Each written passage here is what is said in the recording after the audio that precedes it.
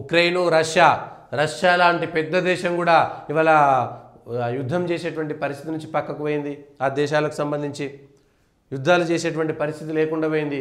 Ukraine చిన్న దేశం అనుకుంటే ఉక్రెయిన్కు సరే వేరే దేశాలు సరఫరా చేస్తున్నటువంటి ఆయుధాలైనా సరే రష్యా వెనక్కి తగ్గాల్సినటువంటి పరిస్థితి ఏర్పడింది. మళ్ళీ చేస్తే అణుబాంబులు ఒకటి ప్రయోగం చేయాల్సినటువంటి పరిస్థితి వస్తుంది. అణుబాంబులు ప్రయోగం చేస్తే ఇక ప్రపంచ యుద్ధమే ఒకటి ప్రారంభం అవ్వాల్సి వస్తుంది.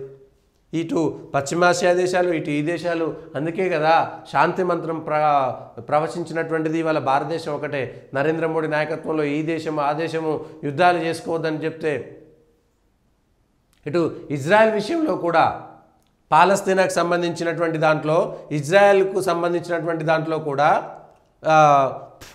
ఇవాళ ఐక్యరాజ్య సమితి ఇజ్రాయెల్ గాజాలో పాలస్తీనా భూభాగంలో ఉన్నటువంటి ఇజ్రాయెల్ వెనక్కి రావాలని ఐక్యరాజ్య సమితి చేస్తే భారతదేశము అందులో న్యూట్రల్గా ఉండింది. భారతదేశము న్యూట్రల్గా ఉన్నది. పాలస్తీనా నుంచి ఇజ్రాయెల్ బయటికి రావాలనేటువంటి దాంట్లో ఓటు వేయలేదు. ఇటు ఇజ్రాయెల్ అక్కడే ఉండాలనేటువంటి దాన్ని కూడా ఓటు వేయకుండా తటస్థంగా వ్యవహరించింది. ఇగో ఈ తటస్థ వ్యవహారం, ఎందుకంటే భారతదేశ వ్యవహారం మాత్రమే చూసుకోవాలి. అట్లానే హమాస్ చేసినటువంటి ఉగ్రవాద కార్యకలాపాలను ఎందుకు పట్టించుకోరు ప్రపంచ దేశాలన్నీ కూడా? ప్రపంచ దేశాలన్నీ ఉగ్రవాద కార్యకలాపాలను ఎందుకు పట్టించుకోవడం లేదు? ఏ దేశం వాళ్ళకు అవసరానికి అనుకూలంగా ఉగ్రవాదులను పెంచి ప్రోత్సహిస్తుంటే ఎవరు మరి ఆ ఉగ్రవాదాన్ని తగ్గించడానికి ప్రయత్నం చేయాలి?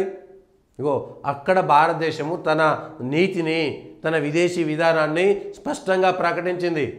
ఏ రెండు దేశాలు కొట్టుక చచ్చినా మాకు సంబంధం లేదు, రెండు దేశాలతోటి మేము సమానంగా ఉంటాము, ఇద్దరితో స్నేహంగా ఉంటాము.